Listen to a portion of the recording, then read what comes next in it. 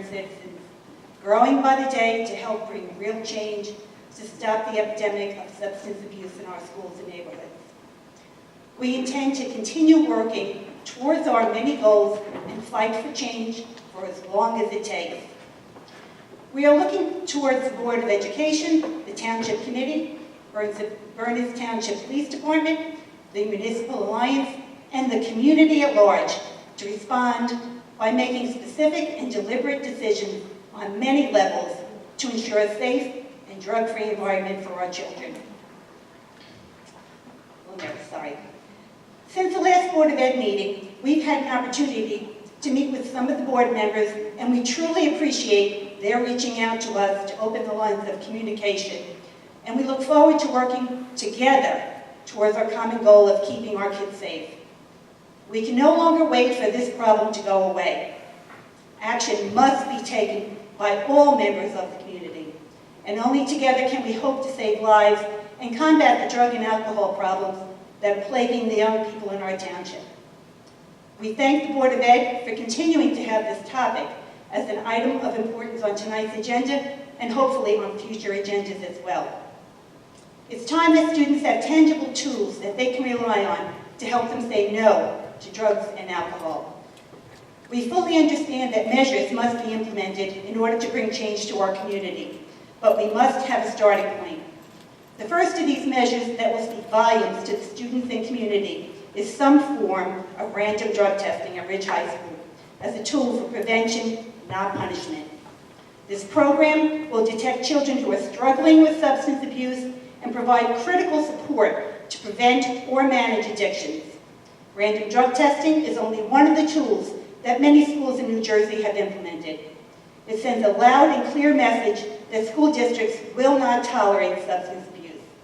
In addition, comprehensive, evidence-based education programs need to be implemented, and they must start in the middle school and continue on through the high school. We feel that faculty and parental education is also a vital part of this process. Another plan of action would be to implement Safe Homes, which is an online list of parents who pledge not to serve alcohol or allow underage drinking and drug use in their homes. Lack of support by previous Board of Ed members with regard to random drug testing has left us with education as our only deterrent, and obviously this has not been enough. We are confident that your decisions on procedures and policies this time will be different, and you will consider random drug testing as your first priority in taking action to provide a drug-free environment for our kids. The responsibility to deal with this drug and alcohol crisis falls on all of our shoulders, and it will take many measures by each and every one of us to make a difference. We're convinced that only by working together can real changes be made and lives saved. Thank you.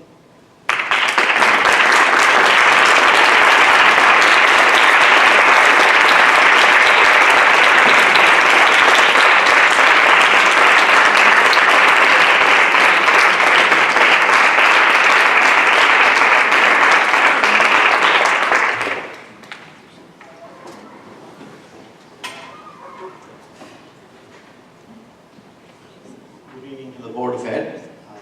My name is Parag Tagar at 274 South Finley. Under the Finance Committee reports, you will be discussing granting of the bid to Hale Bill, or it's probably already been granted. So the contract part that is going to go to an attorney review, once it gets through, can we know what approximate timeline you're looking at, or is there some way you can send us an email to the Daggets so that we have a copy of the contract if we find it useful? I appreciate that. Thanks. Mrs. Coppola's suggestion, just to add a bit about the drug issue,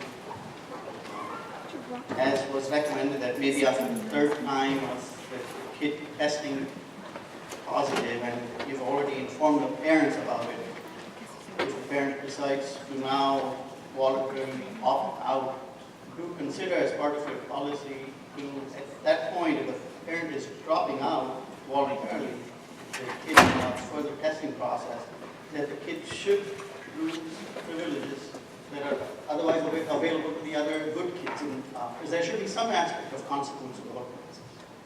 Thank you.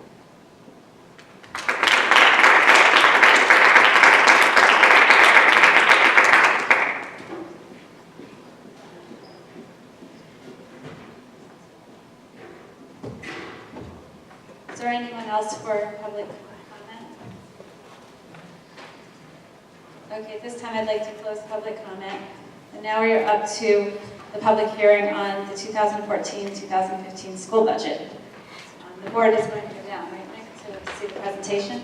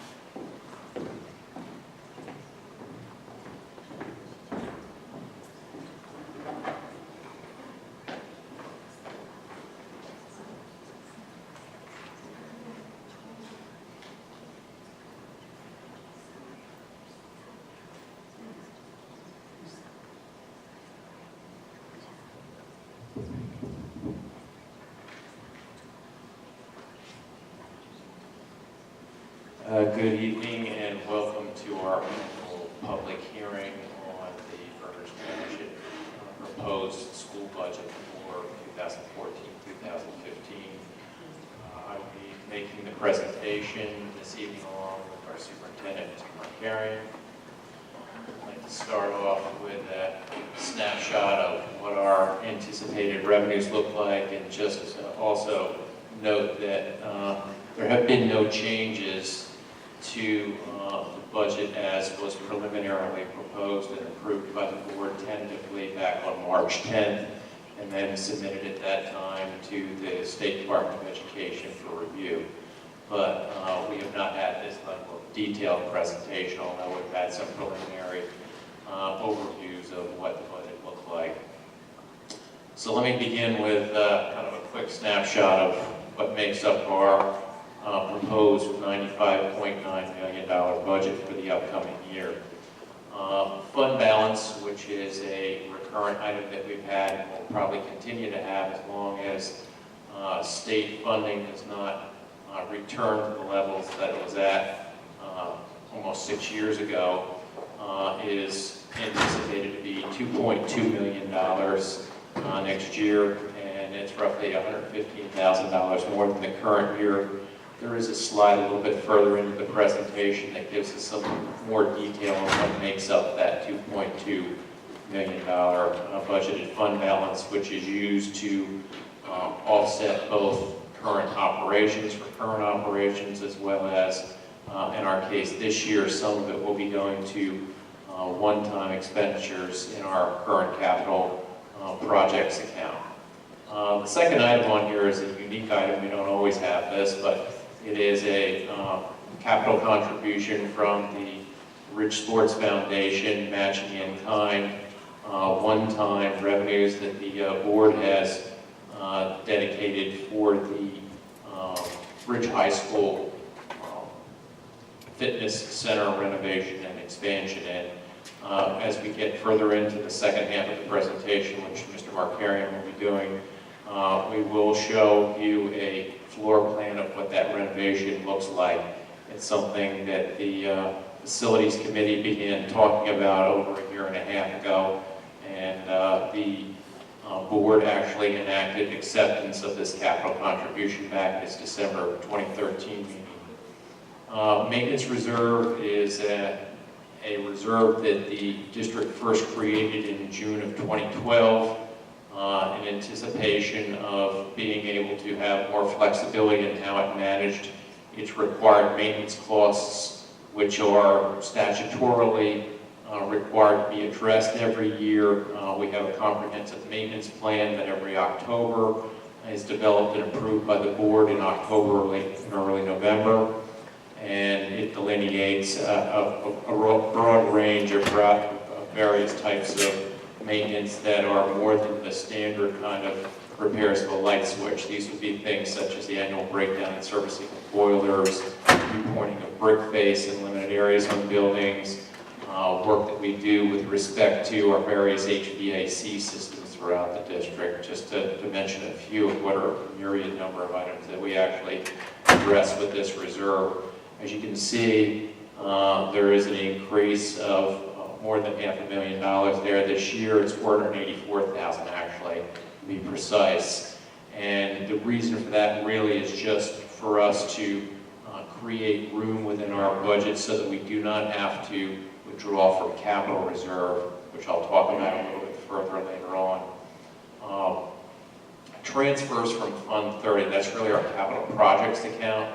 And that is, these really represent, and I talked about it briefly last year, funds that the district had due to it from the state for capital projects that it did 7 or 8 years ago that we found had been eligible to still be collected from the state. And so we pursued an initiative to do that, and you'll see that there's $145,000 in this year's budget that we're reclaiming, and that constitutes the balance of what the state owes us at this point. So with the receipt of those funds and the dedication of those to capital projects that we have in this year's budget, we will have resolved all of that outstanding revenue that's due to us from the state for that particular set of grants that they gave us back in 2007.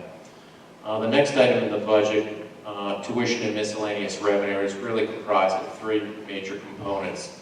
First is about $1.2 million that we receive annually from other school districts in the state that send their students to our special education programs here in the district. We have a very robust special education program, and so we receive a significant number of students that other districts then in turn pay tuition for to us for the instruction of their children in those programs.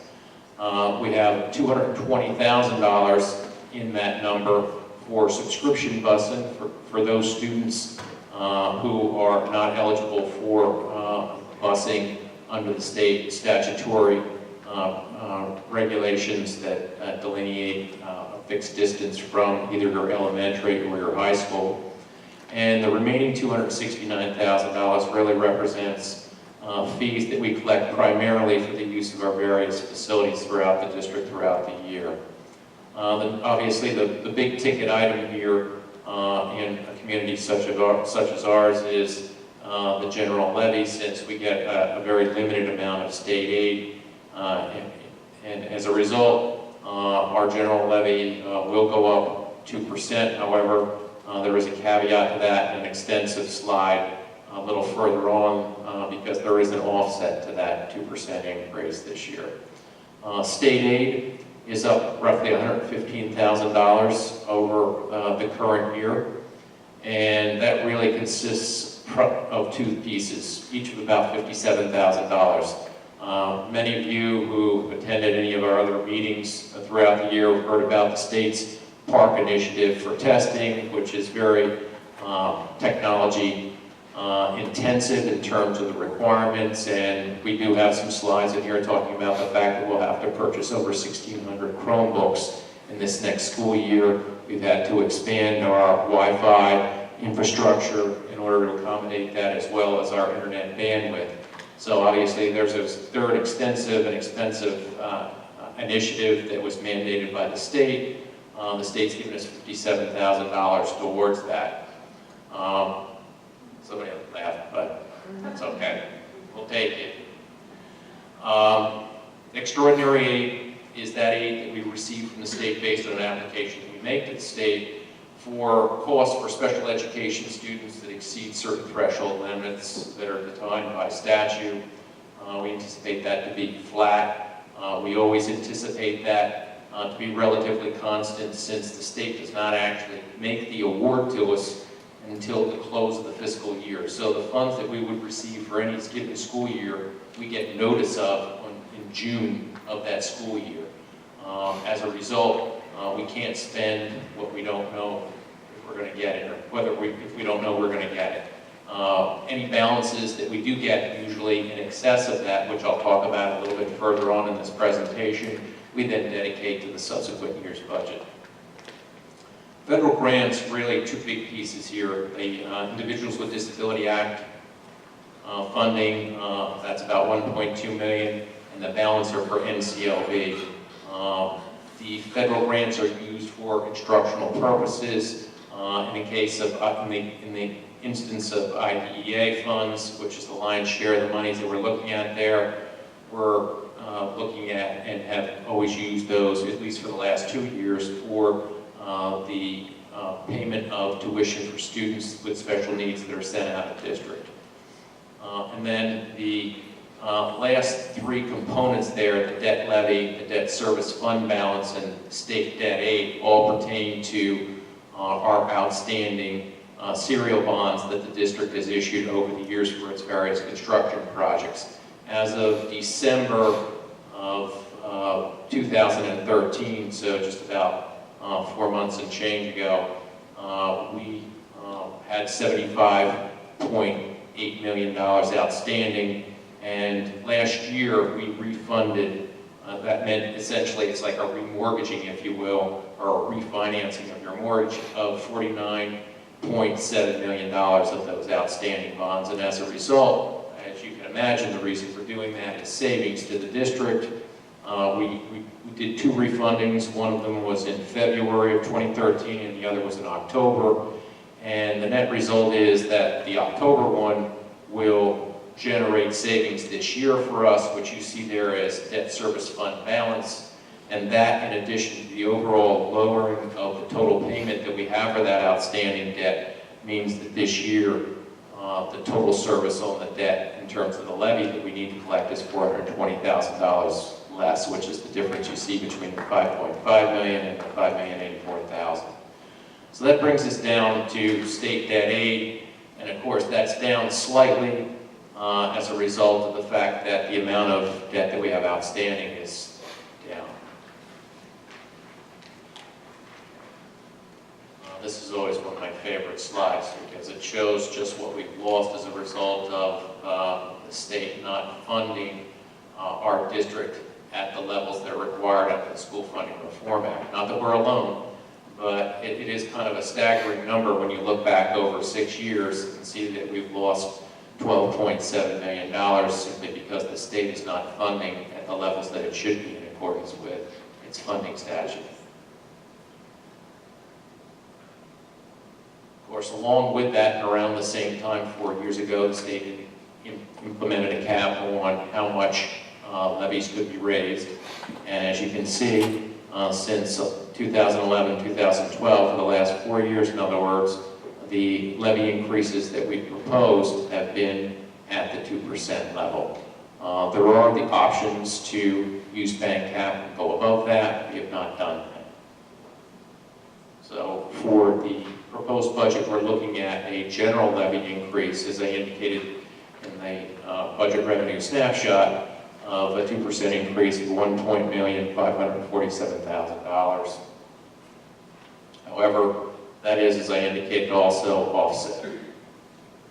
So, tax increases for 14-15, We're looking at a general fund increase of $1,547,000. However, as I indicated at the end of our first slide on the budget revenue, the debt service this year, the debt levy itself will go down $420,000. So the total net increase for the community and for our taxpayers is $1,127,063, which is an effective change of only 1.36%.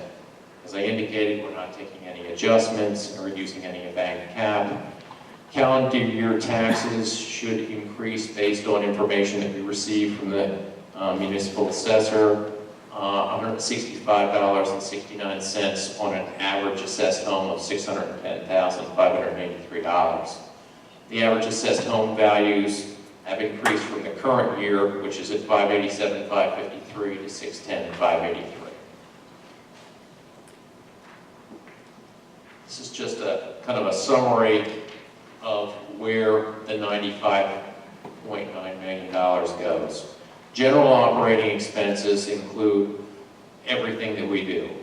They include instruction, co-curriculars, athletics, they include maintenance, they include benefits, all salaries. It's literally everything that we do, all support services as well. Capital expenses we'll talk about in some detail in a couple of ensuing slides, but I think they're fairly self-explanatory. Those are projects, and there is about $111,000 worth of equipment purchases that we have in there. 37,000 or so of that is IT related. There's about another 59,000 in there that is directly related to the annual replacement of the various heavier pieces of equipment that our maintenance and custodial staff use. And the rest of them are small pieces. I think we have replacement goal posts for volleyball and for football up at the high school in there. Everything below that are just items that might be the odd $2,000 item here or there, but they're very numerous small items. Federal grant expenses, I did talk about that a little bit actually when we talked about what's in the budget itself in terms of revenues. Big driver there, of course, is the IDEA funds. Debt expenses, we've already talked about it as well. So I want to talk a little bit about the capital projects. Out of the $1.38 million that you see on this slide, item number 2, 1.2 million of it, almost 1.3 million of it, directly relates to projects that we're going to be doing. So looking at the bottom of the screen, you're going to see there are 4 projects that we have proposed in this budget. The Ridge High School driveway project is something that the district has actually talked about for quite a bit of time now and had a number of public discussions about. It actually was in the budget for this current school year that we're in right now. However, the logistics of getting that underway and out to bid were such that it could not be bid so that it could have been done over this past summer of 2013. As a result, we're rolling those funds over, and as you will see, and as was already mentioned by a member of the public tonight, there is an item on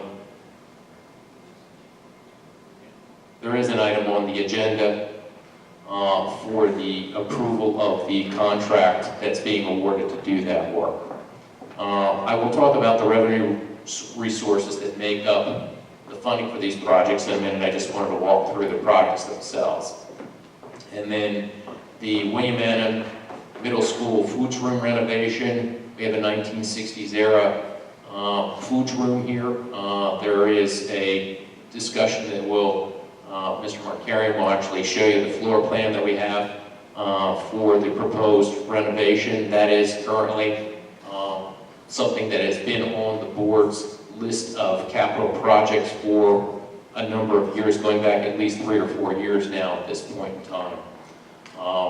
It will bring it back really into the 21st century, I think, and hope that everybody will be, and especially those families in William Annan that will be coming here as well, pleased with what we have with respect to that. The Wellness Center renovation, I did mention a little bit before, but we'll actually be talking about a little bit more here in ensuing slides. It entails more than doubling the existing space to 3,100 square feet up at the high school and improving the HVAC, knocking out into adjoining space to do that doubling of the space, and to provide us with a layout that is more state-of-the-art and with improved lighting in there as well. And we have a floor plan to show you for that project as well tonight. And then the last item on the list is Liberty Corner asphalt resurfacing, which involves resurfacing of all asphalt or macadam around that building. It's about 40,000 square feet of macadam that's going to be replaced. In some cases, we may have to go down basically to the level of the earth itself and replace not just the macadam, but the underlaying stone that's built up beneath it, as well as we're putting in associated permanent drainages, curbing that doesn't really exist right now but is necessary, and replacement of some of the sidewalk that has been in disrepair, and it's peripheral to this. So I want to talk a little bit about what makes up the stream of revenue for that. The first piece is a one-time item that we received this year, which is a refund from our facilities maintenance contractor, Aramark. As part of our annual contract with them last year, and at the end of every year, we settle up with them. They're paid a fixed amount every month pursuant to their contract, and at the end of the year, we do a reconciliation of that. And as a result of various management initiatives that we pursued with them that involved a reorganization and a restructuring of how they provide their services to us and their staffing, we received a refund of $125,000 for them at the beginning of this year, which we dedicated to offset and to match, if you will, the Ridge Sports Foundation's Wellness Center donation of $125,000. That in turn, of course, is the $250,000 that you see below for the project. The rollover of the Ridge High School driveway project, that's just the budget monies that we have in the current year's budget. I mentioned that already. The transfer from Fund 30, as I mentioned, is the collection of the final outstanding balances from 7 or 8 years ago that were due the district for old school development authority grants that the district had that we went back and collected. And finally, last but not least, we're budgeting $600,000 plus towards these projects. And as I indicated in slide number 1, the way we created the room in the budget to do that was just by increasing the draw on our maintenance reserve this year by to the tune of about $484,000 more. I did promise that I'd talk a little bit about what goes into the budgeted fund balance, which was on slide 1. So there is every year, and we have to seek to manage the budget so that we can realize these savings, because as I indicated to you, and you noticed on slide number 2, the loss in state aid, we have to continually be able to make up for that. And so through management of the budget throughout the course of the year, we try to generate a reserve to offset those costs every year to meet this targeted amount. So that's the first item you see there. The second part of it is, as I mentioned to you earlier on, extraordinary aid. We received the actual award of extraordinary aid in June and don't actually receive the cash for it until the beginning of the ensuing school year. So it's never really available for us or known until we close a year. And as I indicated, when we have a year where we collect more than what we have budgeted, we simply dedicate that to the ensuing year's budget, which is what you see here. The Aramark refund I just talked about a little bit, as well as the rollover of the Ridge High School driveway project funds from the current year's budget. At this point, I want to drill down into the budget a little bit more. And as you can see, these costs that you see here at the bottom, the total, $87,672,219. That is the total operating budget exclusive of federal funds and exclusive of the capital projects that I just talked about. So that includes all the costs for all the instructional programs, both general instruction, special education, as well as the support costs that we have for health services, media services, related services, and I'll drill down into those a little bit in another moment. And as you can see, year over year, the total change is 1.56%. That's approximately $1,349,000. And I'll talk about that a little bit more in a couple of slides. So breaking down just the instruction piece, which is the top half here, the 44,161, it breaks down to $27.6 million for gen ed, 14.46 for special ed, basic skills and English as a second language, which are remediation related, instructional programs, $620,000, extracurriculars, which are our stipends primarily and supplies for our clubs and organizations, band, things of that sort, so $318,000, and athletics at $1,154,000. Overall, just to kind of put in perspective what the increases are, the increases that you see there are primarily driven by two things, which I'll talk about a little bit further, and so will Mr. Markarian. It's contractual increases for staff that were negotiated last year, because this year began the first year of a new 3-year contract for our BTEA, as well as the addition of staff both during the course of the year as necessary, and for those staff that will be proposed to be added in this budget as well. Just to put in perspective the reductions, because I think sometimes those are as much of a concern to people as any increases, and I just want to clarify that all of the existing programs and services and the levels of those programs and services have been maintained, and there is no reduction in staff. In fact, there's an addition to staff in this proposed budget. But speaking to the reduction there in basic skills, that's a reduction primarily in supplies. It amounts to a $27,000 reduction. Just to put that in perspective, the reduction in extracurricular is also for supplies. That amounts to about $5,800. And the reduction in athletics is also in supplies, and that amounts to a reduction of about $20,000.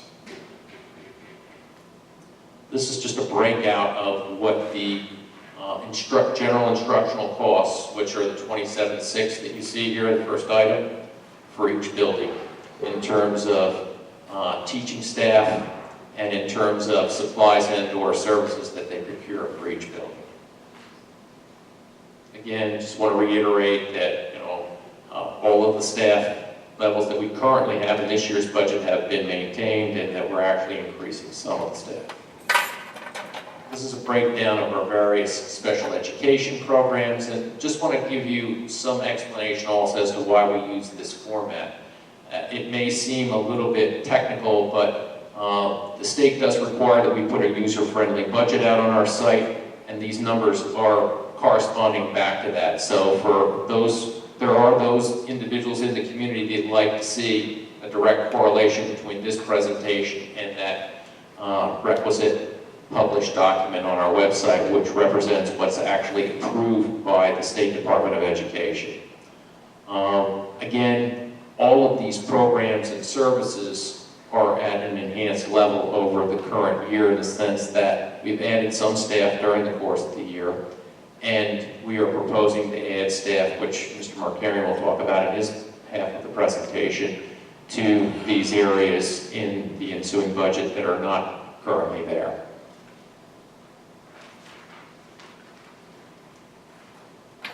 This breaks down really the other half of what's out there, from health services down to supervision of an improvement in instruction. So from the $750,156 down to the $1,000,000.9. We're talking about increases there that are contractual increases in staff salaries. We're maintaining the current levels of programs. There are no major expansions of the programs or services in these areas per se. In the areas from central service on down, there are no staff in those. I'm wrong. There are staff in central services, I almost forgot, we're here. But those costs are actually down about $200,000 in central services. So our administrative costs are down. Operations and plant maintenance are down primarily in our utility costs, some costs that we carved out and reallocated to the other areas of the budget that we just talked about. Transportation is down slightly by about $100,000. That's really the result of just change in our special ed routes out of district because we have some students that are currently on our rolls who are graduating next year, and so therefore we won't have the need for those routes next year. And then overall employee benefits are up $100,000 over the current year. I think at this point, I'm going to turn this over to Mr. Markarian to finish up, and then we'll both be available for questions. Thanks, Rod.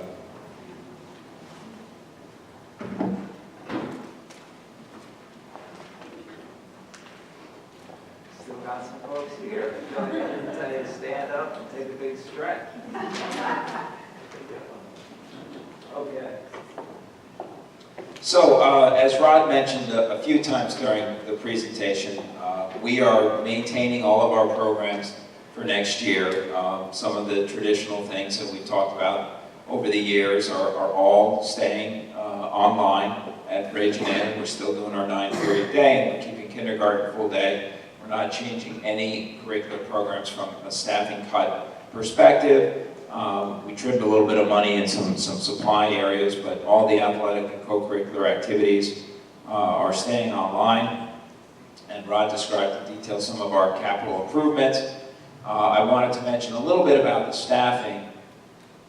We've had some late hires that were not in the current year budget, which therefore grow your future year budget automatically because you brought them on late in the year. That happened in the case of special education with 3 growth positions that we had to put into place because we had some students classified during the course of the year, which necessitated 1 teacher to be hired. We also had a couple of needs in our behavioral disabilities program to add a couple of aides. So that's those 3 growth positions. In the area of the high school, we are looking at a 1/5 industrial arts teacher, if we can find that person, and an additional aide for the cafeteria at Ridge. In terms of other positions, pre-planned, we don't have any other positions pre-planned at this time. We are holding aside in the budget some funds where we know we can hire a couple of teachers to respond to emergent needs as they occur in the scheduling process, finalizing the sectioning at the elementary schools, at the middle school, at the high school. We know that there are always needs that come up as you try to finalize your schedules and make things work for the next school year. So we're kind of earmarking 2 positions to meet those most emergent needs. And we'll talk about what some of the other needs are that we haven't budgeted for that maybe over the course of the next couple of months we can continue to consider as we look at the way we have attrition as the year ends. So from an enrollment perspective, we always like to take a look at how we stand in terms of sectioning at our elementary schools, because obviously those enrollments, they determine how many sections that you're going to need for each grade level. And one of the trends that we've been talking about over the last several years is this idea that we may begin to see the enrollments decline a little bit at the elementary schools as they tick up a little bit at the middle school and the high school. So that's what we're starting to see a little bit now. And again, you have to keep in mind that it's April 28th. And of course, we have a long way to go before school opens in September. However, these are the numbers that we have right now for kindergarten enrollment at Cedar Hill. We have 63 students. And if you'll notice, in the 5th grade, we have 108 students right now with 5 sections. So if you imagine each of those grades in that table shifting down 1 row, and the 63 kindergarten students coming in, you might pick up a teacher in that scenario. It's a maybe, but it's a place where we might have some flexibility to do something with staff. And you essentially have the same situation at all of the elementary schools. okay? So please keep in mind that what you see in the table, okay, in each row of the table for kindergarten, first, second, third, and fourth, fifth grade, that's right now. That's this school year, okay? And right now, for 14, 15 in kindergarten, we have 63 students registered so far. We have a demographer. We always thank him. He was actually in the office today, Mr. Draper. Wonderful to see his smiling face in our office today. He's a great guy, and he helps us out with our demographic data, and he's projected about 80 students by the time the school year starts. So we're at 63 now. Will we get up to 80? I don't know, Joe. We'll have to wait and see, right?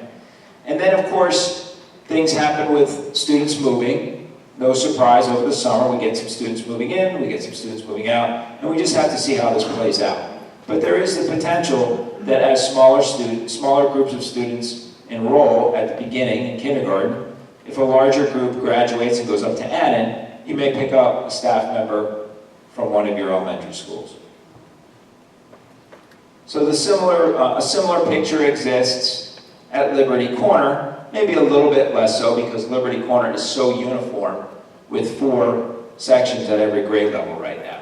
So you probably aren't going to see a kind of situation where the 5th grade going to Annan and a kindergarten group coming in really creates any breakage, if you will, or a free staff member to use somewhere else.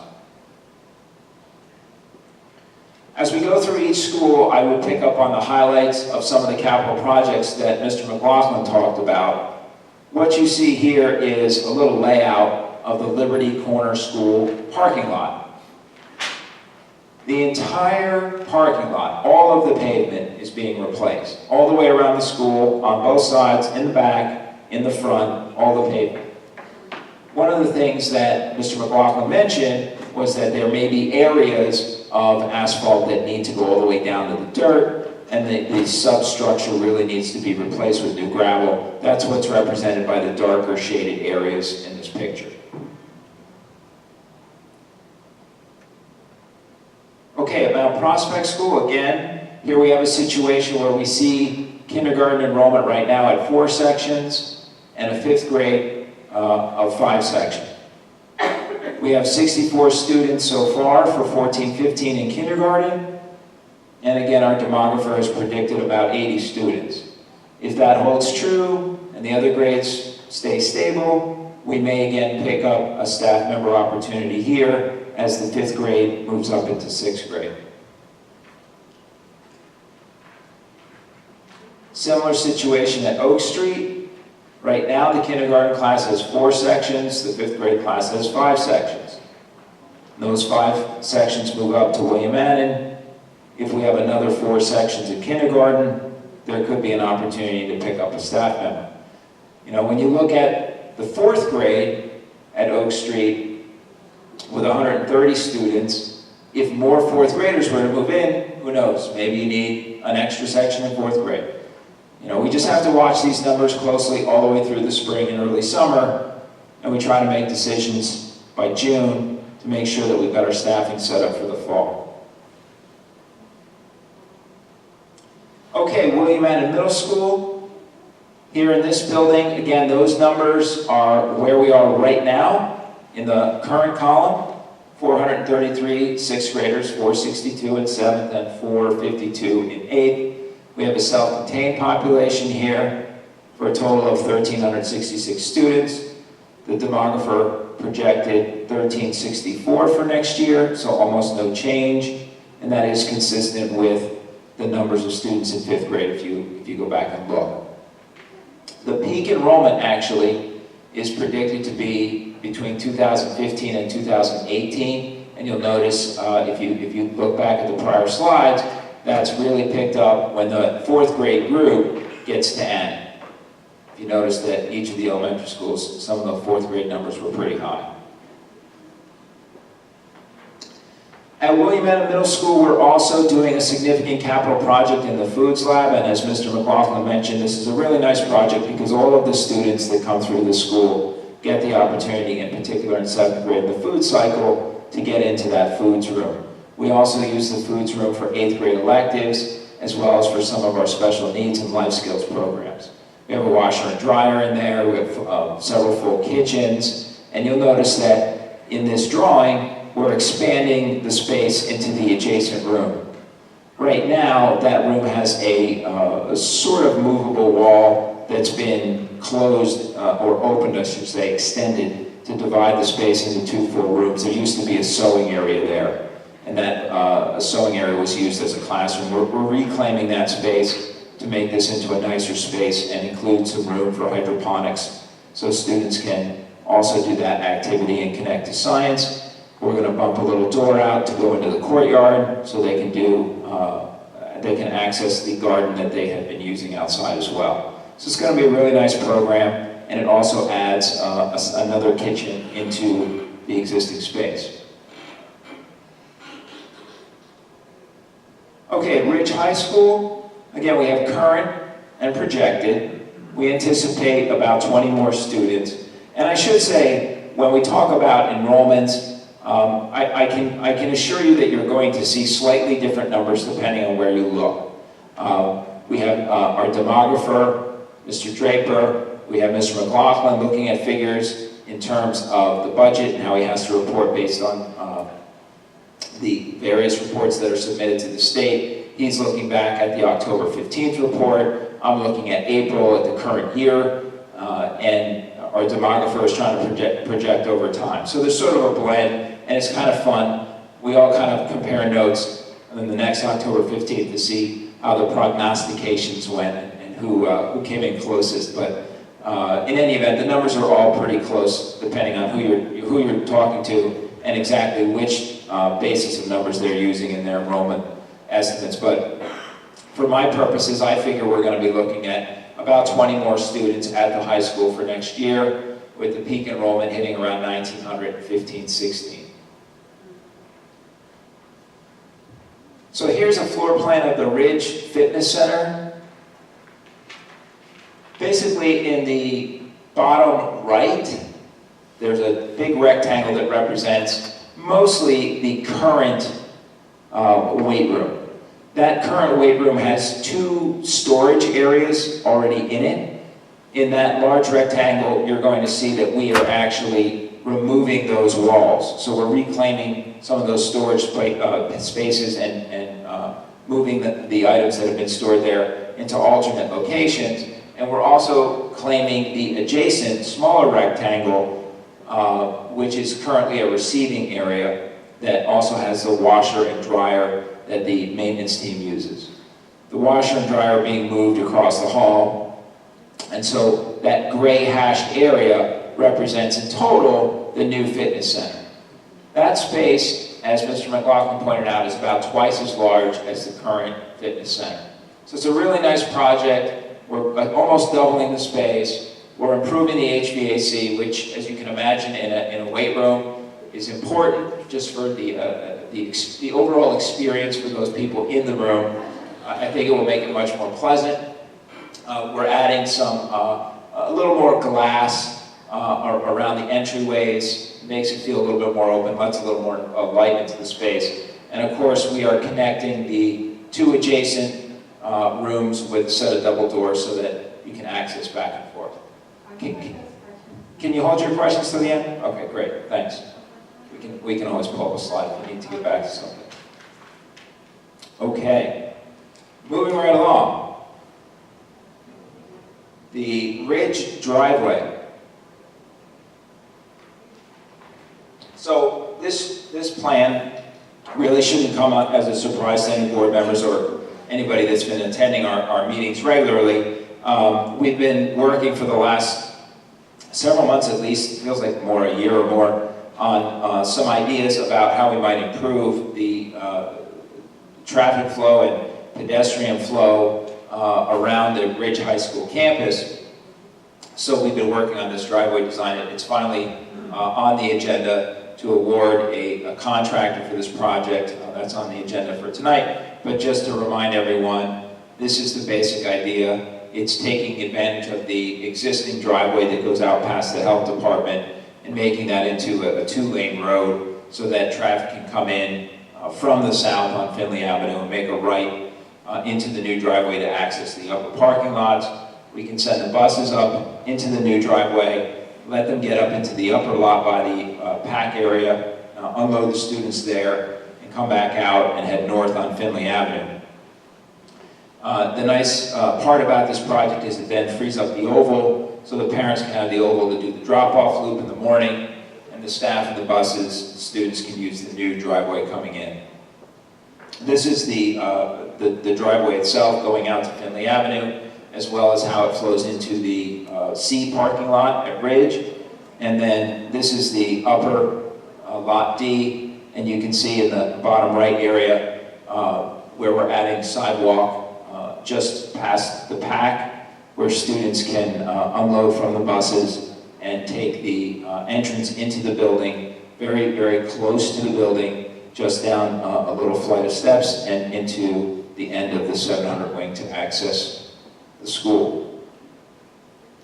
One of the things to note about this project is that it does have some fencing added along the north side of the D parking lot, which separates the parking lot from the Astor Field. It should help really create a safer situation between the students and the vehicles in the parking area, and might also save some dings on cars with lacrosse balls. One aspect of this project that was queried earlier this week was the alternate, which you see on the agenda tonight. I believe is the alternate on the agenda? I think the alternate's on the agenda. It's really for adding a little ribbon driveway and the fencing. Okay.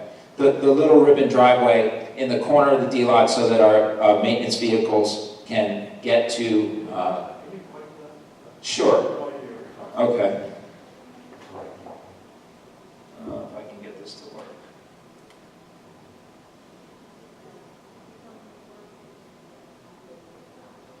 Okay.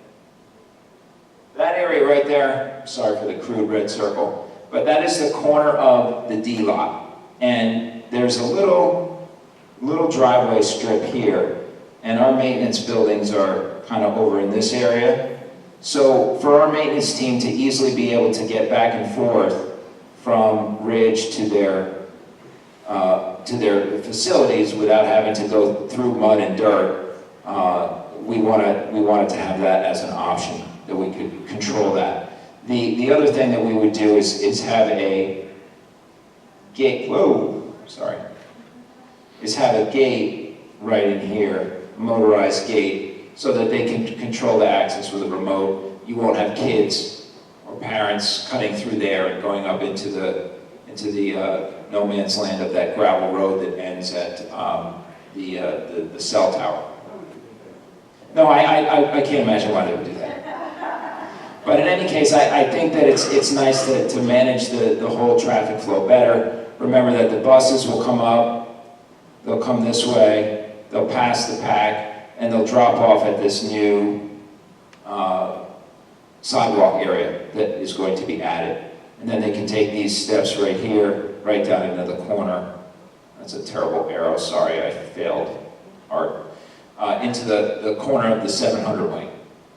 Okay, and then after they unload, they just follow this back around, and they come down this way, and they go north on Finley to exit. Okay? Okay. Thanks, I forgot about the little electronic pen. Okay, moving right along. So staff considerations, as I mentioned earlier, I stole this quote. If you read Mr. Draper's demographic reports, which we post online, if you look at the Bernard's BOE website, along the left margin, there's a little link that says demographic reports or something like that. And we just post the reports that he sent us. It's great. And if you look there, one of the quotes that you'll see on his reports about trying to predict the enrollment is that the largest projection uncertainty is out-migration of empty nesters and seniors. Each departure brings an average of 1.7 plus additional public school students. So it's kind of like a great little disclaimer to all the enrollment projections. We don't know who might come in, we don't know who might leave. The other thing that he's put up on on this, or made available for our site, is the available space to build out the town or to add more new homes, and there pretty much isn't any more space to add a lot of new homes, so it really comes down to a family leaving that doesn't have children and a family moving in maybe that does have children. That could affect our enrollment. So as I mentioned earlier, we have to watch that as the summer approaches and take careful consideration of what we might have to do in order to manage our class sizes. As I showed earlier, our largest groups where we're actually seeing growth or maybe about flat are at the middle school and the high school, grades 6 to 12. So in all likelihood, those additional positions that we're trying to hold for a response to a need, we're probably going to end up in the 6 to 12 level, especially if there's any breakage, if you will, because of the sectioning at the elementary schools with smaller kindergarten classes coming in compared to the 5th grade classes moving up. But I did want to mention that there were other staffing requests that the administrators put forward, in particular at Ridge to manage class sizes. We had to add a couple of teachers late in this past budget cycle in order to make the current school year work, as well as Mrs. Hudak making some requests here at Annan, which we've talked about in the context of drug and alcohol education, a second substance abuse counselor, and trying to come up with a way to make the school resource officer here at Annan a full-time position, as right now Tracy Baldessari is half-time. She's split where she spends a good deal of time doing DARE education at the elementary level. So those are two other considerations. And finally, we have some long-term projects going on that could have staffing implications, one of which is the effort that we've been putting into looking at gifted and talented program, and the second is the evaluation of STEM and what we might be able to do with that going forward. Park. We talk about Park from the perspective that it's adding a cost to the district, and that cost is mostly related right now, in all the work we put into it so far, into infrastructure, access points, if you will, for having students be able to get onto our network and access the internet, the amount of broadband that we have available to try to make sure that when they do access the internet, it flows, it works, the information is able to transmit and come in and out. And we've been working on that. We've been making improvements on that steadily all year. And as Rod mentioned, we're looking at purchasing 1,600 Chromebooks going forward. And we came up with that number, 1,600, really because we believe that that is the safe harbor, if you will, of a number of devices that will allow us to do the requisite testing when we have to do it next spring, really. Our goal, of course, is to make sure that we get the most bang for our buck in investing in this equipment, and that we don't treat it as just a testing machine, but we also use it to support our curriculum as much as possible. And like all tools that we put into the hands of our teachers, we find that they make good use of the tools that we give them. So we're kind of excited. You know, we've sort of been pushed into buying these Chromebooks by the Park testing, but we're excited at how the teachers might use them and how it may evolve in the future. And we have to kind of monitor that closely and see how we do. One other aspect of the Park and getting 1,600 devices may be a need to put a little bit more into the IT team, if you will, in terms of technicians to help deal with the implementation of this many devices.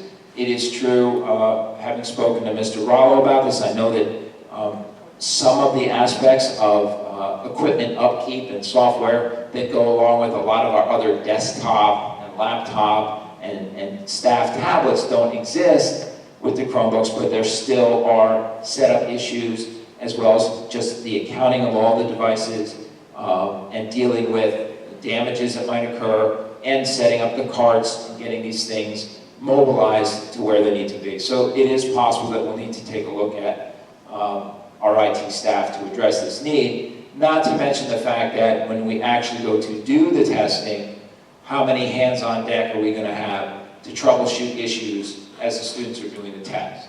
I'm happy to say, I think fairly pleasantly surprised at how well the pilot testing went, but a lot went into that, and the pilot tests were for very small groups of students. We're going to be testing hundreds and hundreds of students simultaneously, not just one group of 30 kids, where we're putting all these resources in to make sure that one test with 30 kids goes well. So we have concerns about that, and unfortunately we don't have the experience yet to really know where this is going to go, but it's a consideration. Okay, curriculum, the backbone of what we do here in the district. Easy to forget sometimes with everything else that's going on, but this is what we're really about, right? We're about educating the students.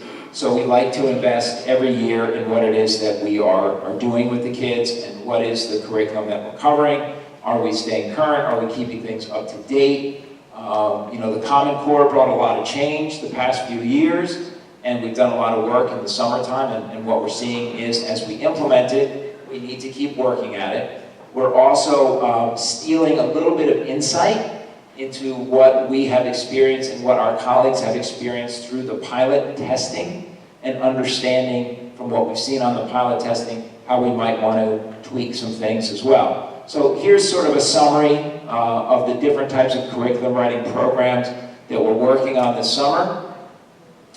In the area of mathematics, we're looking at revisions in middle school, the 5-year revisions, pre-calculus at the high school. We're also looking at resource room curriculum in the middle school in the area of English language arts, social studies, and mathematics.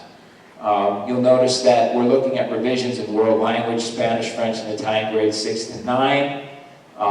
And finally, we want to make sure that we set aside some budget to look at the health curriculum, which we've talked about in the last couple meetings with respect to drug and alcohol education, and trying to find ways to use time to increase that education, to find other opportunities to do it, and to also review the lessons being used now to see if we can't make them better.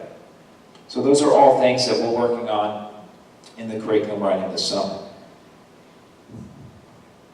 Going forward, what do we have on the horizon? Well, we know that one of the things we hope to present on has been the new teacher evaluation system. In fact, it affects teachers and administrators. The Achieve NJ, if you will, requirement of staff evaluation, and how that is connected to all of this other stuff, if you will, that's going on with Common Core, and standards, and SGPs, and SGOs, and a lot of different acronyms that you've heard mentioned over the last year or so. We want to try to pull those pieces together now that we've actually been doing the staff evaluation for the first full year required under this new law. In June, Mr. Heineman, Dr. Heineman is here with us tonight. We'll be doing some discussion and presentation on our gifted and talented research that he's been working on, what kind of programs he wants to talk about for our district.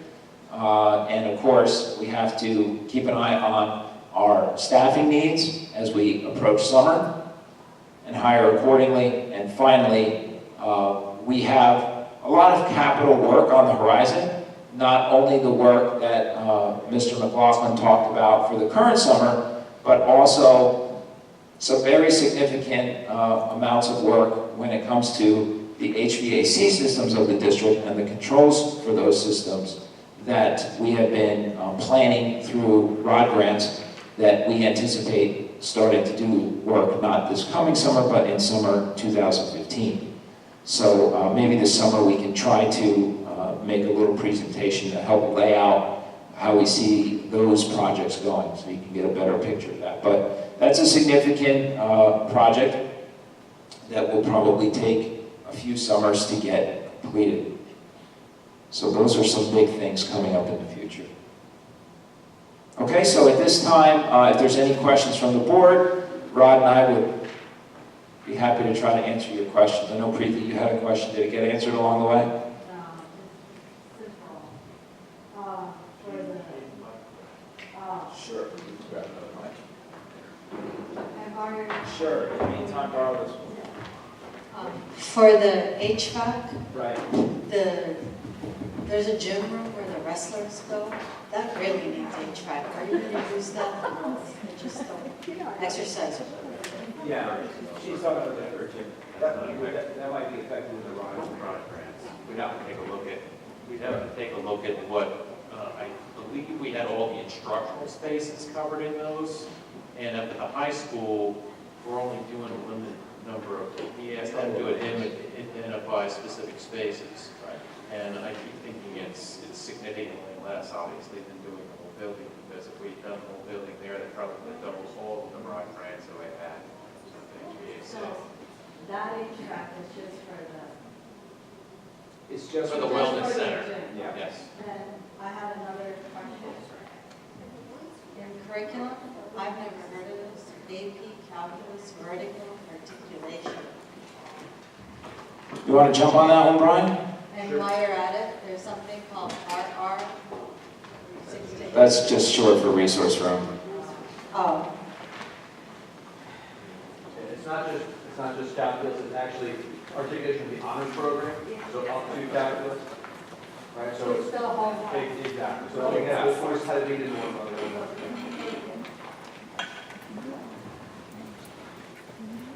Thanks. I think just for the public record, if you could just talk about, there was a bullet, the last bullet, you kind of jumped over it quickly, but no, I'm not faulting you for that.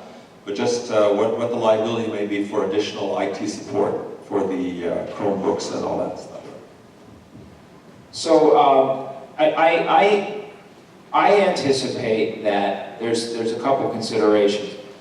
Two things concern me. One is the total number of staff that the IT department needs. I'd like to think that one more position at the low end of salary, meaning an IT technician that's working at roughly, say, $45,000 as a salary and benefits. And I'm also concerned about the retention of existing staff. So we're monitoring that team. I'm worried a little bit about what's going on as a state with everyone trying to feel ready for park testing. And do they have the staff? And I certainly hope that we don't have difficulties keeping our own people in place. And I think that's going to be a challenge that we might have to manage a little bit. But as far as the total number of staff goes, my initial thinking is someone that can be dedicated, at least initially, to getting us off the ground with 1,600 Chromebooks and getting them on carts and getting them mobilized, and making sure they get in the buildings and accounting for them and labeling them and managing that equipment just to get that initiated could keep someone busy for at least several months. That's my initial thinking. Other questions? Okay, I guess we're going back up. Thank you.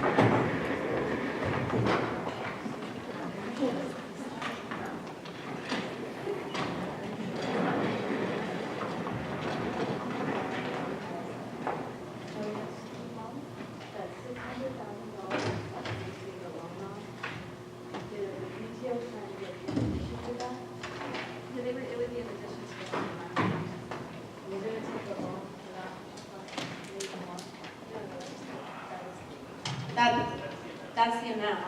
If they raise for some, it would be additional, it would be separate. Say that again, that's the amount, including, I don't understand what you're asking. so the PTOs were asked to possibly get additional Chromebooks. So is that in addition to the $600,000 or? is It's in that- addition In to the addition. 1,600. The That would be- 1,600 would, sorry, Go I'm ahead. sorry. The 1,600 would be, Chromebooks would be purchased from the 600,000 along with the carts that would be purchased. And I believe, if I understood it correctly, the PTO is looking to augment that number of Augment. Some. Chromebooks. Yes. Some of them are interested in having additional ones that they would have in their building. Yes, they- okay.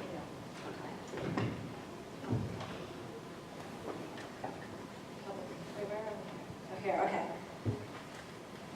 Okay, we are up to the public hearing on the school budget. Is there anyone in the public that has anything to say? Is anyone left? Anyone have public comments on the budget? Okay, if there are no public comments, we'll close public comment and that's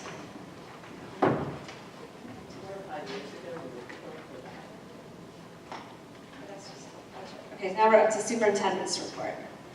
Mr. Markarian? Yes, I'm really excited to share a couple things with you and with the remaining members of the public. And I will be brief, since I'm pretty sure that everyone has had a chance to see the U.S. News and World Reports on the best high school rankings that they did. And in the state of New Jersey, they ranked Ridge High School number 7, which is really, really exciting. And you think, oh, why not number 1? Well, number 7 overall is great. But just to put it in a little bit of perspective, the 6 schools ranked ahead of Ridge were all academies or vocational schools, magnets, right? So you have Biotech High School, High Tech High School, Academy of Allied Health and Science. Those are all Monmouth County Vocational School Districts schools. Dr. Ronald McNair Academy, it's a magnet school in Jersey City, and then 2 other vocational schools, one from Middlesex County, one from Bergen County. So in terms of comprehensive public high schools, I like to think of it as number 1. So I did look briefly at their website, and they do have a section there if you're interested that kind of explains how they do their national rankings. It is a 3-step process, and it does take into consideration AP results pretty heavily. So if you're interested, I can send you that link, or you can go to the website. It's there. It's not a real great detailed explanation, but you do get the sense that AP scores are a big piece of it. Just briefly wanted to mention also that I got an email from Barbara Retzko that some of the students competed in the Big Apple Fest in New York City. I'm not familiar with it, maybe some of you are. The Ridge Madrigal Singers, the Voices of Ridge, Ridgemen, and a cappella choir honors were 4 choirs that competed, and they came back with 4 first-place awards, 4 gold ratings, and the grand champion overall for a cappella choir honors scoring a 98 and a 99. So I take away from that they went with 4 choirs and they took 4 first place. So I think that's pretty awesome. And I wanted to share that bit of good news. And that was the only other thing I wanted to mention. I guess we need a motion for items 1 to 3. Right? Oh, we didn't do that. Sorry. There is a motion for that, Oh, right? yeah. Okay. Would someone like to make a motion to approve the budget? I move that we approve the budget. Second, Linda? Thank you. We have a roll call? I do have comments on the budget. Okay. I missed and we talked about it in finance. I missed the correlation between last year's budget line item and this year's budget line. And even I'm concerned about the future what next year's budget's going to look like. Because on the revenue, it's not as clean as it used to be. I did meet with Mr. McLaughlin this morning, and I gave him a breakdown of the budget showing the current year, the proposed year, and the future year. And here I have the revenue, which he gave us both. And then I did the costs, and we don't have the prior year, so I wanted to see comparative figures to get a better feel for it. So it's not going to affect the vote at all, but I have requested, and I think he agreed that he would do his best to, future year is always a problem. If he doesn't do the future year, I'll do it. So I did ask for percentages and comparisons, so we can see line by line.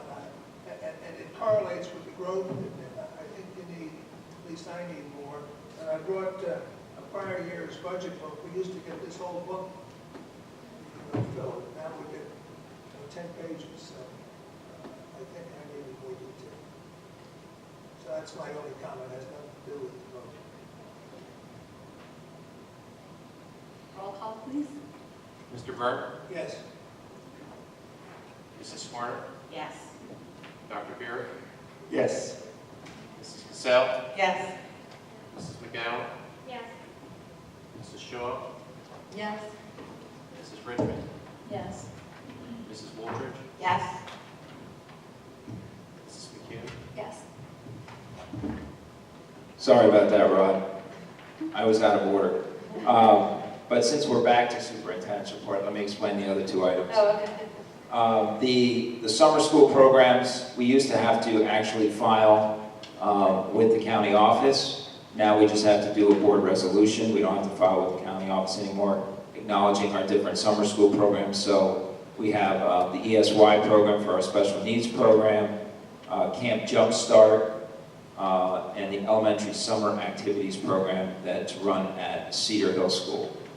I also wanted to mention, as I did earlier tonight, that we do have a very brief resolution here, just acknowledging that the board would like me to work with the county prosecutor's office to arrange for a suspicionless search for controlled dangerous substances, and that's what I talked about earlier when we had a larger crowd, and then just the hit report. So that's it for superintendent. Okay, we have a motion for items 1 through 3. The superintendent's report. Preeti. Better, second. Roll call, please. The hip report, is that, which one is that? HIV? HIV, it should be in your materials. Yeah, I know, but where is it on the? It's number 3. Number 3. Oh, I'm sorry. It seemed a little longer this month. I don't have to look at it again.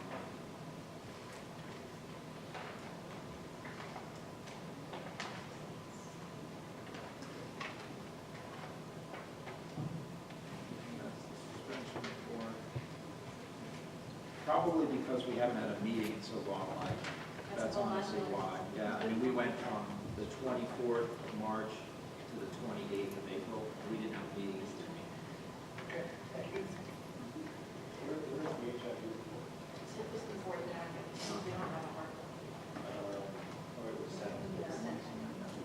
Here, we'll send it down that way. Sorry. I don't do email, so I get a copy. You do email, but just don't email to the board again. My wife does email for me.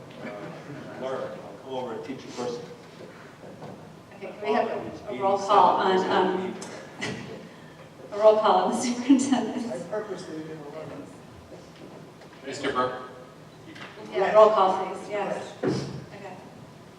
Mrs. Smarter? Yes. Dr. Beer? Yes. Mrs. Cassell? Yes. Mrs. McGowan? Yes. Mrs. Shaw? Yes. Mrs. Richmond? Yes. Mrs. Woolridge? Yes. Mrs. McHugh? Yes. Thank you. Okay, we're up to approval of minutes. Can I have a motion to approve the minutes from March 24th? Elaine, second. Linda? Can we have a roll call, please? Mr. Byrne, Yes?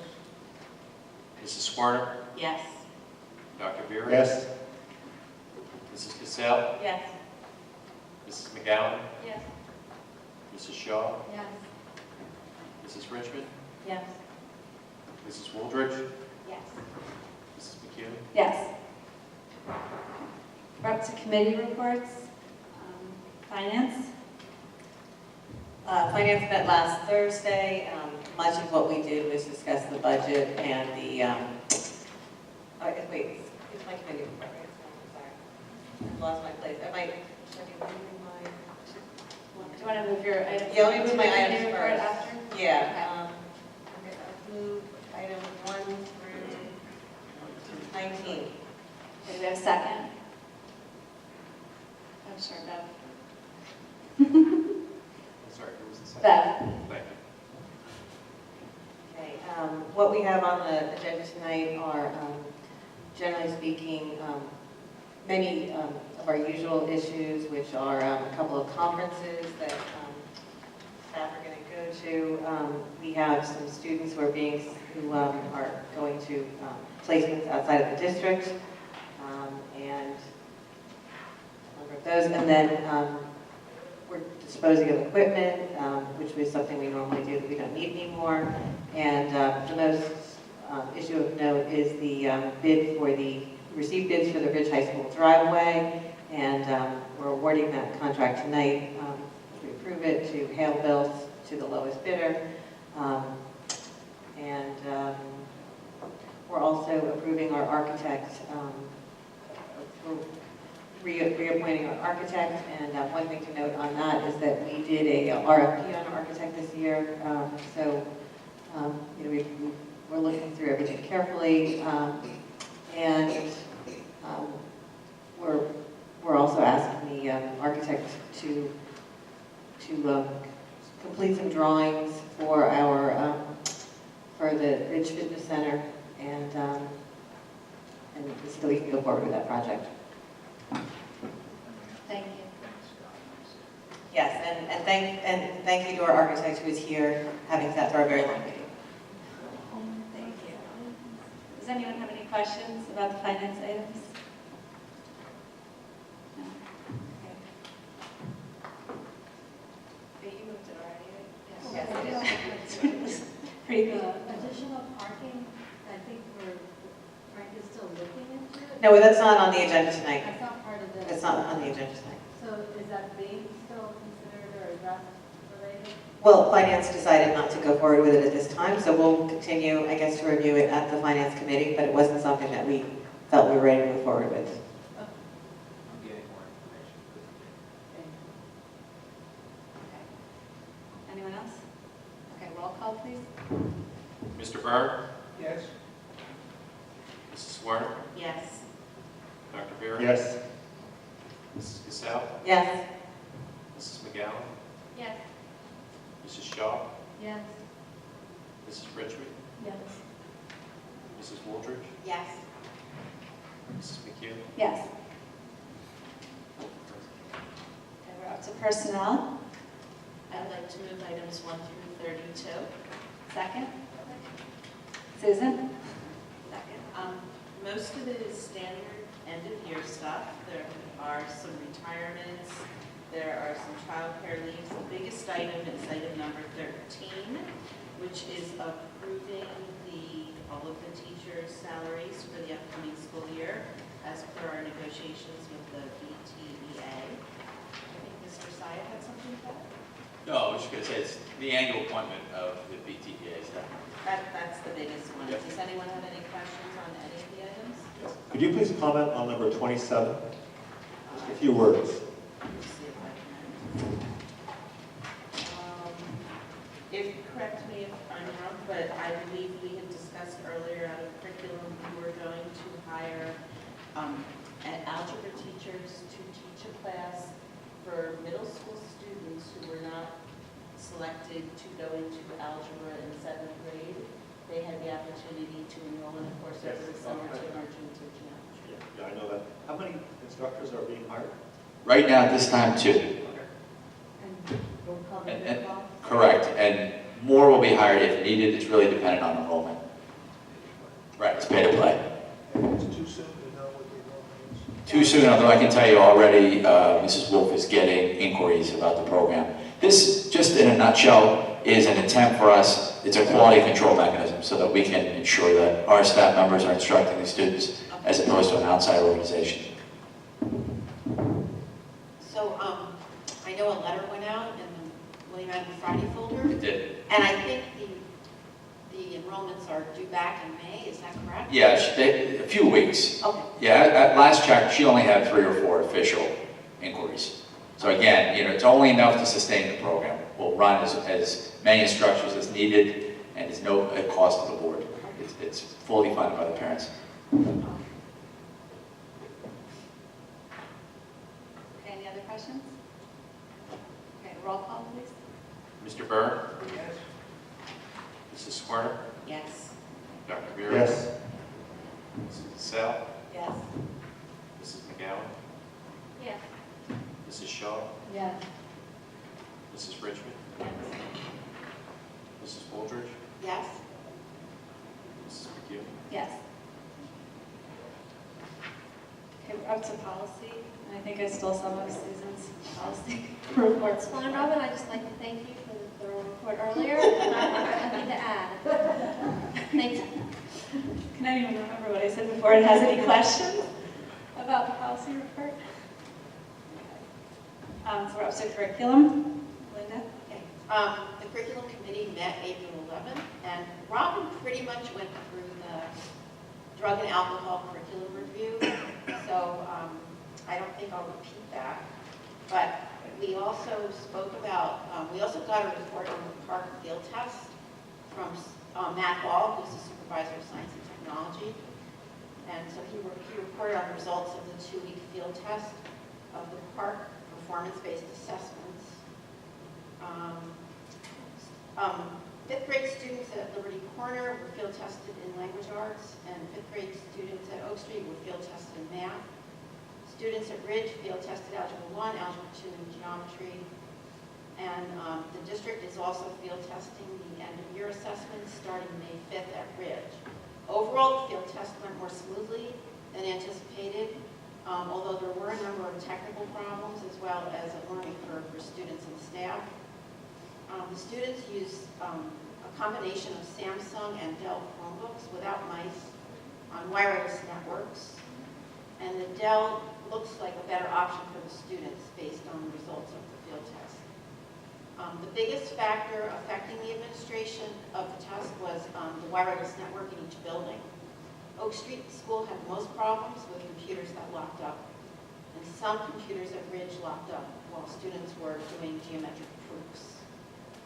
Mr. Hall also noted some upload errors. The directions for proctors were not adequate. All errors and technical issues were documented and reported to Pearson, the testing company. And all the field test feedback will also be reported to the New Jersey Department of Education. And that's pretty much. No grades at all on. We're not getting any student scores as a result of this field test. The field test means they took the test and tested the equipment. Exactly. That's pretty much, yeah, the methods and the equipment. And that was pretty much the other main agenda item of the meeting. Jeff, questions? You said the Chromebooks were not as good as the... I said that based on the field test, it looked like the Dell Chromebook would be better than the Samsung. Chromebook. Yeah, because the Dell Chromebook was tougher and not as slippery. I'm assuming that's what they're gonna... We are meeting periodically because there's constantly new products coming out, and Jim is watching a Lenovo product to see if it's going to be even better than what's already out there. I mean, as you know, it's changing monthly. So we're going to try to hold off and make the best pick we can at the time we order. Could you describe what a Chromebook is? Sure. A Chromebook is a mini laptop, if you will. The main difference being it gets all its functionality essentially by interfacing with the internet. So it's a cloud. Right, right. doesn't have the software loaded right onto the machine itself.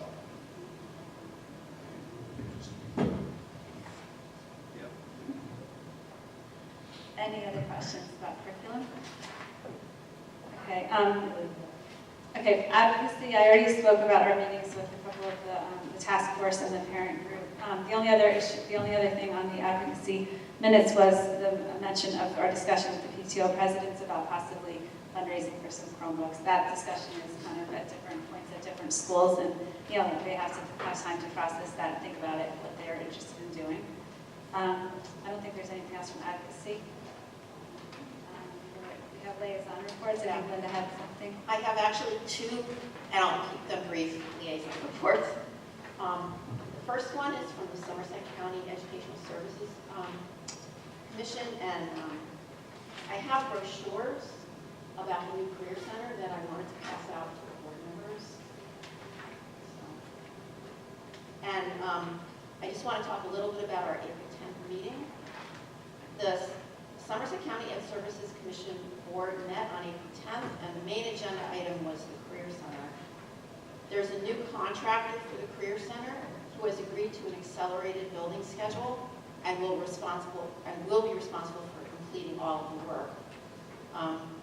2 classrooms plus a hallway are supposed to be complete by September of 2014. The rest of the school should be complete by February 2015. The program, though, is still scheduled to open in the fall. 3 to 5 classrooms in the existing school building will be used for the Career Center Learning Lab. And the Small Engines program will be housed at the Somerset County Vocational Technical School. A highlight of the meeting, Phil Solomon from the ShopRite Careers program gave a detailed presentation on the ShopRite Training Store and Learning Lab, which is one of the 2 main programs in the Career Center. There are currently 13 ShopRite career programs in New Jersey, so this one would be another one. So that was that. And then the other thing I wanted to do is just briefly report on the Municipal Alliance meeting from April 8th. Ridge Against Drugs, which is the student group at Ridge, is moving ahead with its Post-it reading campaign, which will be putting Post-it notes around the Ridge School building. There was some discussion of safe homes that was initiated by Carol Spina from the Parent for Substance Free Kids group, and Lucy Forgione, Caitlin Bordowski, who's the coordinator for Municipal Alliance, and Carol Bianchi, who's on the Township Committee, will be meeting with Carol Spina about the safe homes and bringing a proposal back to Municipal Alliance at the next meeting, which is scheduled for May 6th. There was also a very brief discussion on private property ordinance, which makes underage drinking illegal on private property. Tracy Baldessari, who's on the Municipal Alliance, told the parent group that this issue would need to be brought to the Township Committee. So it's kind of up to them now. There was also, which I think I already talked about, the follow-up presentations, the 3 follow-up presentations for Hills to Heroin. The Youth Summit at WAMS was already mentioned, May 7th and 8th. Charter Day is May 17th, and the Twilight Challenge is June 1st, and the Municipal Alliance participates in both of those events. Thank you. Can I ask about the Career Center? 90-something% of our students go to college, I think. And explain the ShopRite. Okay, this is for special education students that are not college bound. Gotcha. Thank you. Thank you, Linda. We're up to public forum on other than agenda. I should have had I should have talked about the finance minutes, but I'll tell you that we went through them basically as far as the budget presentation. And the only other thing that we talked about was the budget and the construction projects, which obviously we already went through. I just want to make sure that I had a report. And then the other was about the potential for additional parking at Ridge, and that was something that we looked at briefly, but we didn't decide to go forward with it at this time. We're getting more information. I just wanted to follow that up. Thanks. Okay, we're up to public forum on other than agenda items, if there's anyone who has anything to say. There is. Okay, so I will close public forum on other than agenda items. Board forum. We're done. We did it already. Okay. Yeah, Can I have a motion for adjournment? Deb? I move we adjourn. Karen? Second.